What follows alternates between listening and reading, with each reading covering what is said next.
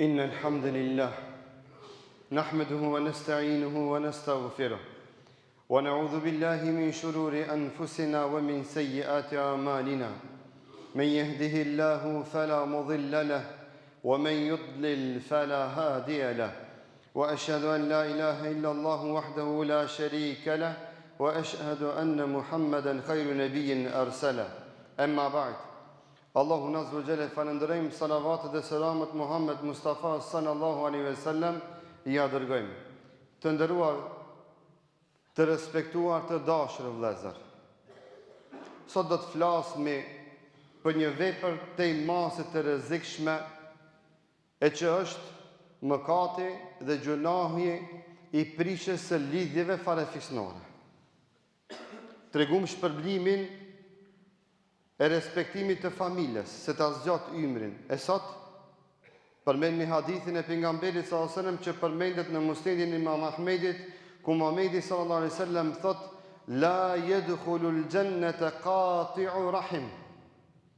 Nuk ka për të hyrë në xhennet ai i cili i prish lidhjet farefisnore. Ai i cili nuk e don familjen e vet, nuk e respekton familjen e vet, nuk është bashkë me ata në ditë gëzimi dhe në ditë mërzie, nuk i nderon, respekton, nuk i viziton, as nuk i lejon me vizitu. Ky njeri nuk hyn në xhennet. Kështu në formë decide, Muhamedi sallallahu alaihi wasallam sqaron pasojën e mëkatit dhe gjunahit të madh që llogaritet nga gjunahet e mëdha me i pkut dhe me i prish lidhjet me farefisin. Saqë thot Allahu Azza wa Jalla në hadithin kutsi, kush e pkut lidhen me farefisin, Allahu e pkut atë njeri. Allahu ja pkut lidhen me Allahun te bareke ve taala. Pra i cili ndresh lidhet me gjakin e vet, i ka të ndreshta lidhet me Rabbul Alamin. Sot është me shi, andaj edhe mundon tem të i mas e i shkurt, dhe po i flas dhe po i përmendi vetëm pikat kryesore të që kam konceptu për këtë hutbë dhe për këtë ligjërat. Një ditë prej ditëve Allahu Azza wa Jalla shpall ajetin kuranor: "Fa'fu wasfahu, ala tuhibuna yaghfir Allahu lakum." Andaj sot ty të tham dhe të pyes, a don me ta fal ti Allahu? Unë shumë kam qef Allahu me ma fal. Dhe gjithë na shumë kemi dëshirë dhe ëndër më të madhe në jetën tonë, e kemi që neve Allahu me na e fal. Vim mu fal për të na fal Allahu, e për të fituar mëshirën e tij. Ebu Bekri radhiyallahu anhu këtë mesazh e mor mbi vete dhe tha: "Bela ya Rabbi, si jo Zot, shumë kam qef ti mu me ma fal." A dini çka bëni? A ki qef me ta fal? Edhe ti ç'të dush me vë? Shkoi Ebu Bekri radhiyallahu anhu te shtëpia e vet, e mor një grusht me parë. Shkoi te djali i tezës vet, te zaki i vet, Mistah bin Athatha, të cilit gjithë jetën e vet i kishte dhënë rrok, sa ai shkon fukara. Ama Mistah çka boni?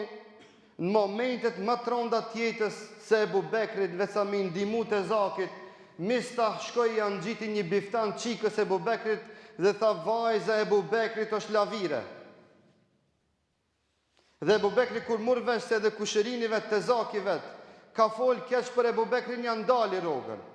Kur e niti këtë ajet kuranor: "Falni dhe pajtohuni, zgateni dorën, as kini qef që juve Allahu mua fal", tha Ebu Bekri: "Po Zot, ta shumë kam qef mua fal, që shta unë dja falit e zakit edhe kam ja zgat dorën, madje edhe kam e vazhdu me adhon rrogën."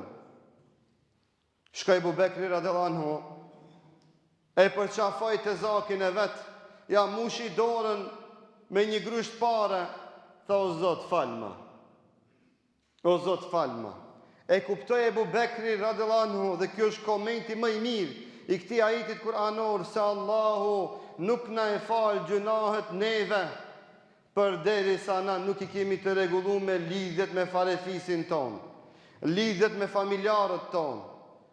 Mos folmi non e bab. Ato janë diçka që s'duhet mu përmend, as duhet me u llogarit. Ai që s'menon me bab si ka raporte të mirë, vaj dhe mjerë për ato, nuk e di si jeton, si ka me vdek, nuk e di.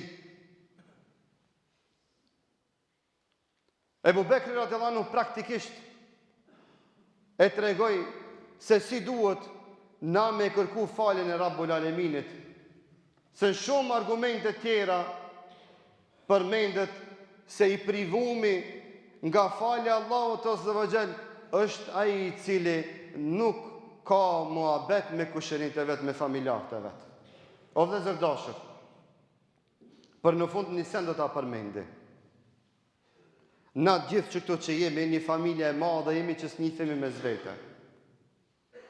Keni të bindur me secilin prej nesh këto që jemi, kur tulmi bëjmë ka janë një saat 2 muhabet, gjithë na me zvete kina me dal dikun të lift. S'ka qare pa dal, dikush me dikan. Ose direkt ose indirekt.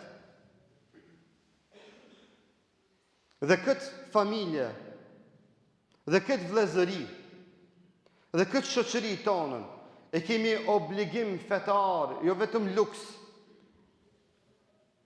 jo vetëm dëshirë zgjedhore si dush, si mos dush, e kemi obligim fetar që na ta ruajmë dhe ta mbrojmë. Ditën e diell janë zgjedhjet. Dhe subhanallah, asnjëherë s'm ka shku mendja se pikërisht kjo ligjërat do vijë në xhumon e fundit para zgjedhjeve që na prin në ditën e diell. Të kemi frikën e Zotit, na jemi një familje, mos të përqahemi, mos të ndahemi për politikë, për parti, për atë dhe për ketë. Partit, politika, politikanë vinë dhe shkojnë, na mbetemi familje dhe gjak. Nëse dëni me ju mbajt ligjërata për partikë dhe politikantë, mendoj se është nënçmim dhe ofendim për mihrabin me fol për këto tema. Por hutbën është ofendim me fol për këto tema. Çato kandidat që janë, cili do që të vije, është pjesë e kësaj familje, pjesë e kësaj shoqërie, nuk janë njerëz që kanë ardhur nga hana. Cili do që të vije pa më parasysh, cili do që ka me përkra ky popull dhe kjo familje, ai do të vije në krye të detyrës. Dhe përgjegjësia para Zotit, pastaj edhe para miletit do t'i mbetet atij. Por jo na mes vete mu bo helaçe, copa e mu i dhnu, e mu hasmu e mu benadis. Se na duhet edhe ditën e hanë me vazhdu si vllazën e si familje, si shok. E vaj dhe mjerë për neve, nëse na bëjmë diçka ndryshe nga kjo, se vallahi mallkimi i Allah do të vijë mbi gjithë neve. Mos t'i shkon mendja askujt. Mos t'i shkon mendja askujt e askujt mos t'i shkon mendja. Të çon dorë për vllaun e vet dhe karshi vllaut vet e ta zgjat gjuhën të ofendon e të shan për kësi qëllime të ulta që vine që shkojnë. Të kemi frikën e Allahut se vallahi dhe billahi. Kina mi mallkunat e dit ato që neve na e prishin familjen tonë dhe harmoninë tonë vëllezërore dhe shoqërore për qëllime të ulta politike. Nuk na ka hije si musliman, si vëllezër, si familje të bëjmë kështu. E të vetëdijsojmë njëre për gjithmonë. Të ngrisim nivelin e komunikimit mes nesh, të ngrisim nivelin e respektit mes nesh, edhe në momenti kur kemi dallime dhe kur kemi divergjenca. Së cilit tek ne është i barabartë, pa marrë parasysh se kanë simpatizon më shumë, na përsëri kemi vëlla dhe shok. Dhe jemi këtu bashkë edhe ditën e hanë, dhe së bashku do të mundohemi të ngritim nivelin arsimor, shoqëror, ekonomik tonin në vendin ton gjithë së bashku. Dhe vallahi, një keq që me na ndodh. Gjithë së bashku kina me vajtu dhe kina me qa. Se jemi gjithë një familje. Andaj, të mos lejojmë që të na përsëriten gabimet nga e kaluara që gjithë jemi pishman dhe askush nuk është krenar me atë që ka ndodhur. Të vetëdijsojmë, të punojmë me logjikë dhe me mendje të shëndosh dhe gjithë secili prej nesh të respekton vllain e vet dhe shokun e vet, pa marrë parasysh se ku është dhe çka është i pozicionuar. Allahu na ruaj o vëllezër. Zoti na ruaj nga çdo sherr dhe nga çdo e keqe. E Allahun na bëft faqebar në dunjë e në ahiret, e mos na sprovoft asnjëherë mas një sprov dhe mas një të keqe. E kulu qawli hadha wastaghfirullaha li wa lakum fastaghfiru innahu huwal ghafurur rahim.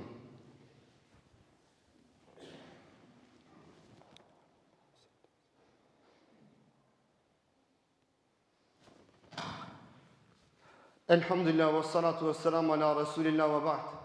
Këshilli i xhamisë i Sabeu ju çon selam gjithë besimtarëve që sot në daljet e xhamisë do të grumbullojnë ndihma për xhamin i Sabeu, për nevojat mujore që i ka kjo shtëpi Allahut Azza wa Jall, secili prej jush të mundohet që në këtë shtëpi të Zotit të lënë edhe një gjurmë të vetën, e cila do të dëshmon për të në ditën kur do të dalim para Allahut Azza wa Jall.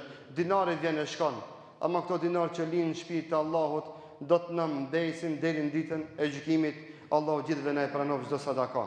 Sot është ditë e xumës dhe është shumë sevap me dërgu salavat dhe selame mbi Muhammed Mustafa, me salavat dhe selamet më të njohura.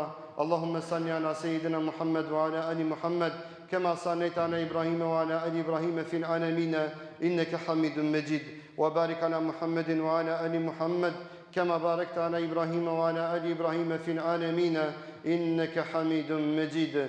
اللهم أرنا الحق حقا وارزقنا اتباعه وأرنا الباطل باطلا وارزقنا اجتنابه.